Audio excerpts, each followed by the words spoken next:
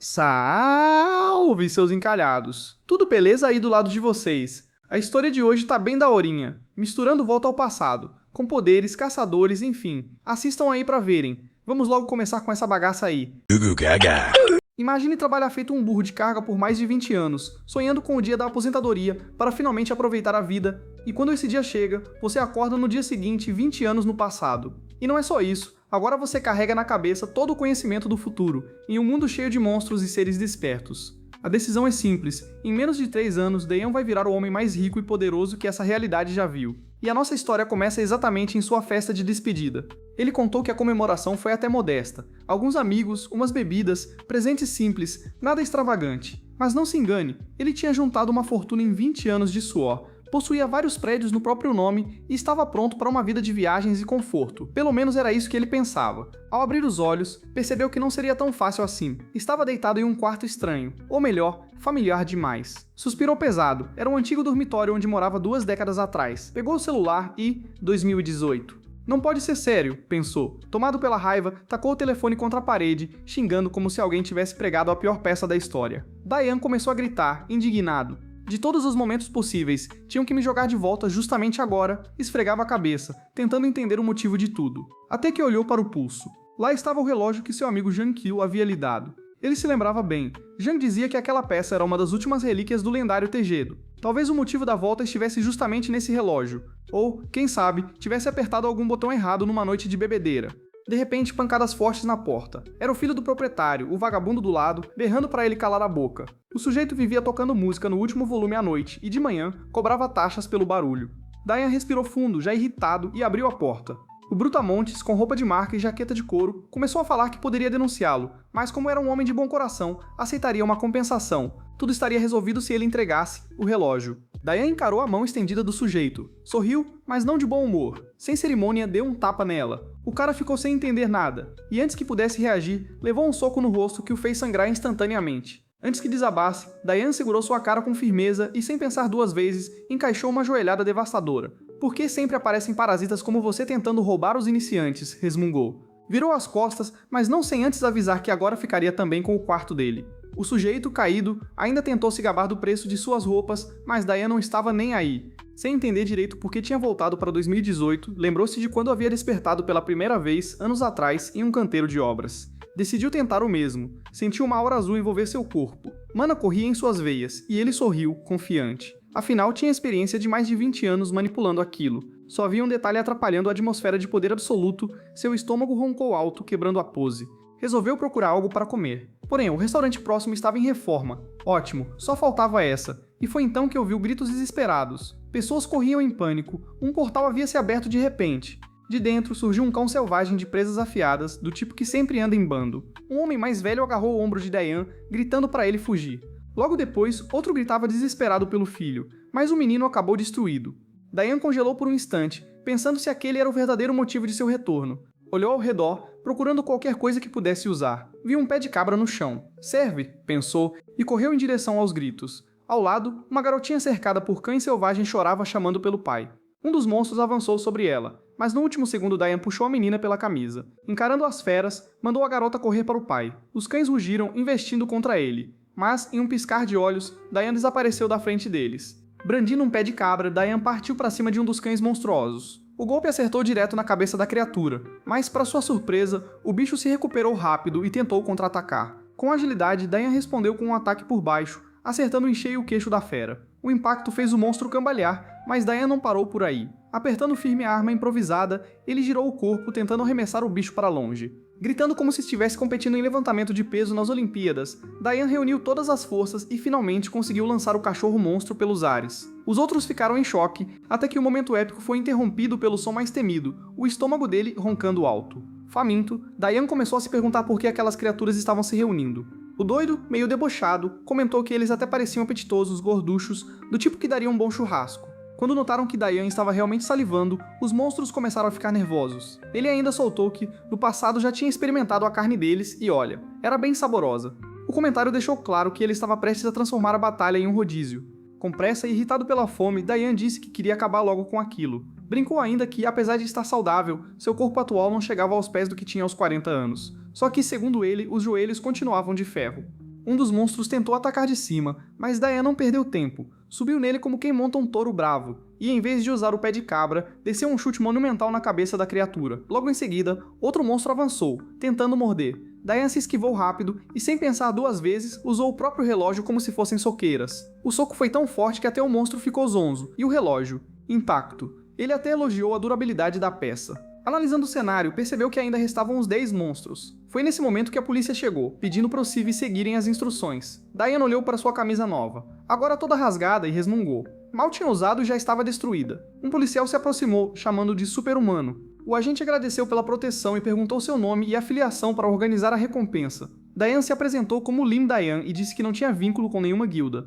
O policial ficou surpreso ao ouvir que ele tinha despertado fazia apenas algumas horas e nem sequer tinha se registrado ainda. Ele passou suas informações bancárias, comentou que a grana provavelmente demoraria a cair e saiu apressado, ignorando o policial que ainda tentava falar com ele. Enquanto corria, pensou que deixar nome e contato seria o suficiente.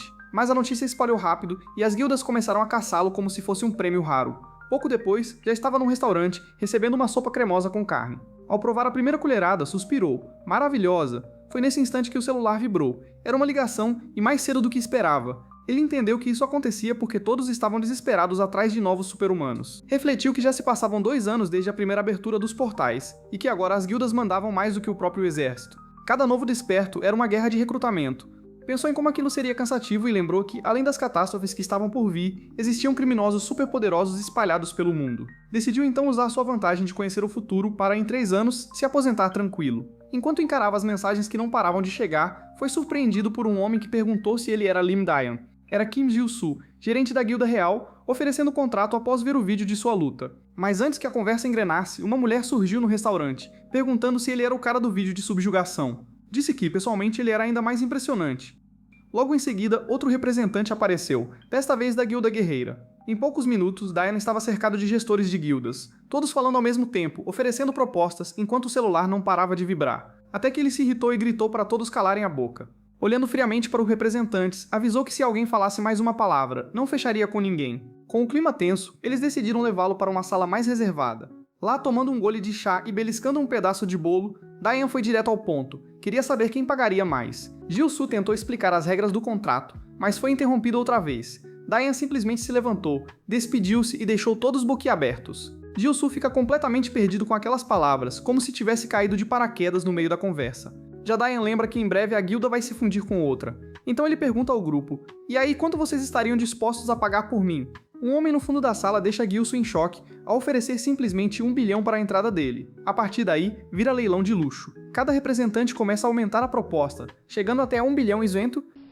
Diane, por dentro, pensa. Ok, mas e a Black Hound? O que será que eles poderiam oferecer? De repente, surge uma voz. 2 bilhões, com direito a salário base gordo. Quem fala é Baek Kyung-hee, a gerente da White House Guild, sentada bem à frente dele. Diane se lembra de que essa guilda acabou de nascer, mas que no futuro será uma das 3 maiores da Coreia. Talvez por isso estejam tão desesperados em recrutar. Diane pede para ela ficar e manda o resto ir embora, mas exige que deixem os cartões de visita. Após a saída, um silêncio constrangedor toma conta. Ela então quebra o gelo, dizendo que viu os vídeos dele enfrentando monstros. E para alguém recém-desperto, ele luta bem demais. Enquanto fala, coloca um envelope sobre a mesa. Young-hee revela que pesquisou sobre o passado dele, ou ele é um gênio nato, ou já tinha essas habilidades antes mesmo de despertar. Ela afirma querer moldá-lo como o futuro da White House. Ao ler o contrato, Diane percebe que as condições estão muito além do que já sonhou em sua vida anterior.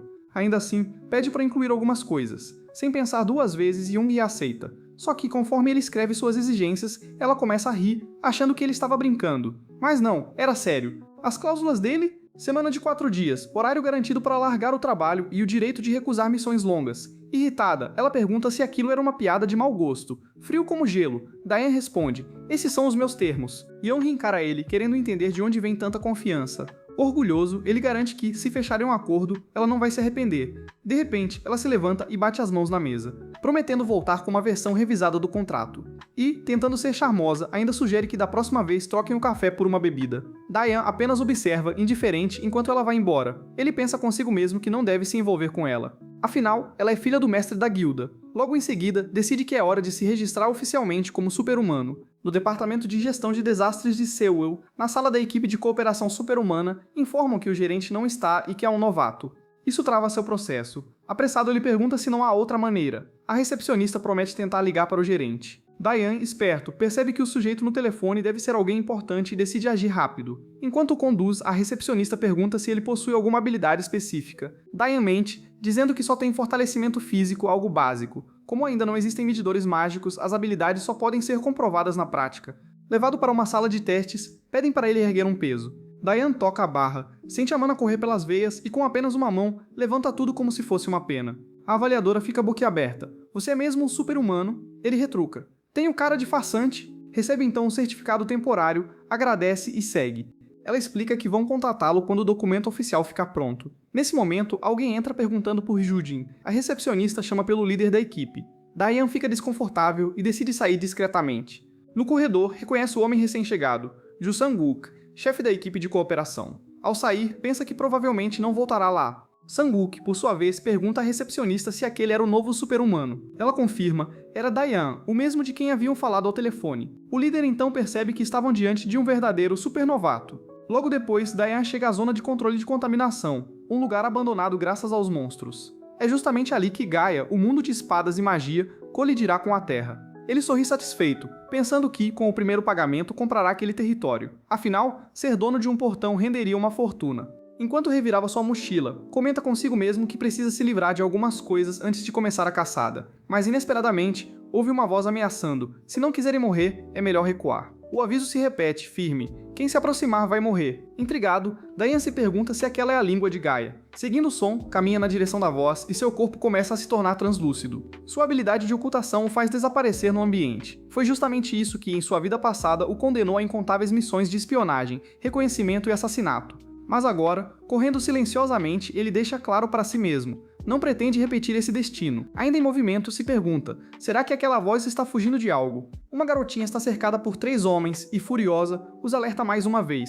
Com o rosto vermelho de raiva, ela conjura uma bola de fogo gigante nas mãos. Os homens ficam boquiabertos, comentando como aquilo é incrível. Afinal, não é todo dia que se vê uma criança lançando magia como se fosse um brinquedo. Mas, assustada, a garota perde a concentração e o fogo se desfaz. Um deles, com um sorriso ganancioso, diz que poderiam vendê-la por um bom preço. Nesse momento, Diane lembra que, em Gaia, chamam esse tipo de poder de superpoderes e pensa se a menina não seria uma refugiada de outra dimensão. Um dos homens se aproxima tentando convencê-la a se entregar, prometendo até comprar algo gostoso para ela comer. Diane, observando, nota a tatuagem no braço dele, o símbolo da facção criminosa Cobra Vermelha. Isso acende um alerta em sua mente. Será que, além de bandidos, também estão envolvidos com tráfico de pessoas? Com pouca mana restante, Diane decide abandonar sua camuflagem. Segura firme a adaga e, de repente, sem que os criminosos tenham tempo de reagir, crava a lâmina no coração de um deles.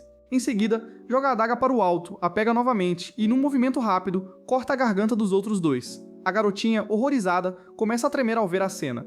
Tentando aliviar o clima, Diane pigarreia de forma meio constrangida e pergunta se ela é de Gaia, dizendo que tem algumas perguntas. Surpresa, a menina pergunta se ele entende sua língua. Antes que possam continuar, o estômago dela ronca bem alto, para alívio de Diane, que dessa vez não foi o dele. Ele pergunta, meio sem jeito, se ela gosta de carne. Depois de comer, a garota agradece alegremente por ter sido salva, prometendo retribuir o favor um dia. Resmungando, Diane pergunta se ela sempre come tanto assim. Ela, sem entender, apenas o olha confusa. Então ele muda de assunto e quer saber se ela foi a única que atravessou o portal dimensional. A menina hesita e, com a cabeça baixa, responde que não pode dizer de onde veio nem qual é a sua casa. Diane tenta arrancar pelo menos a idade dela, mas também recebe um não posso contar. Frustrado, ele se pergunta por que ela não pode falar nada. Mas logo é interrompido quando a pequena, com os olhos brilhando, pede a sua ajuda. Ela admite que não conhece nada daquele mundo, mas sente que pode confiar nele. Para provar seu poder, abre a mão e cria pequenas chamas, mas logo comenta, desapontada, que ainda não sabe controlar bem. Frio e direto, Diane responde que não tem tempo para cuidar de criança, muito menos obrigação de ser babá. Isso a entristece, mas ele acaba cedendo. Diz que falta apenas um mês e nesse período ela pode ficar com ele. Em troca, vai ensiná-la a língua local e o básico para sobreviver, mas exige que ajude com algumas tarefas. A menina abre um sorriso enorme e pergunta se pode mesmo ficar. Ele, já arrependido de ter falado, suspira por dentro. Então entrega uma pilha de pratos e manda ela lavá-los. Animada, ela se apresenta. Seu nome é Lily, e promete se esforçar muito. Diane nota que esse nome não lhe é estranho, então se lembra da bruxa do fogo chamada Lily, a mesma que em 10 anos queimará metade de Sewell. Mas logo se convence de que não pode ser a mesma pessoa, afinal, diante dele só havia uma garotinha sorridente. Enquanto andam pelo mercado, Lily pergunta para onde estão indo. Diane diz que hoje terão uma refeição especial, deixando a menina empolgada. No açougue pede lombo de raptor, explicando que por causa da escassez de comida, começaram a vender carne de monstros. Ele comenta que no futuro, todos dependerão desse tipo de alimento por causa de sua alta concentração de mana. O açougueiro, com pena da pequena esfomeada, ainda dá um extra de carne para ela. Depois, passam por uma loja de roupas e Diane manda Lily escolher algo. Feliz da vida, ela pega um vestido, mas no instante seguinte já aparece com roupas esportivas. Diane apenas observa em silêncio, até comentar que aquilo seria desconfortável para andar nas ruínas. Mais tarde, diante de uma panela borbulhante, ele anuncia o prato especial do dia, dizendo que aumenta a mana. Lily, desconfiada, pergunta se aquilo é mesmo comestível. Ele responde que faz bem para o corpo, então tem que comer. Porém, o cheiro delicioso do frango assado ao lado rouba a cena. Diane entrega a bandeja dizendo que seria a sobremesa, mas que podem começar por ali. Lily prova a coxa de frango pela primeira vez na vida e fica maravilhada. Diz que é a coisa mais gostosa que já comeu e que só quer aquilo de agora em diante. Diane, já sem paciência, pergunta se ela não deveria misturar tudo, já que comerá os 2 pratos. A menina implora que não. Resignado, ele admite que também é enjoado com comida, mas comenta que a sopa não é tão ruim assim.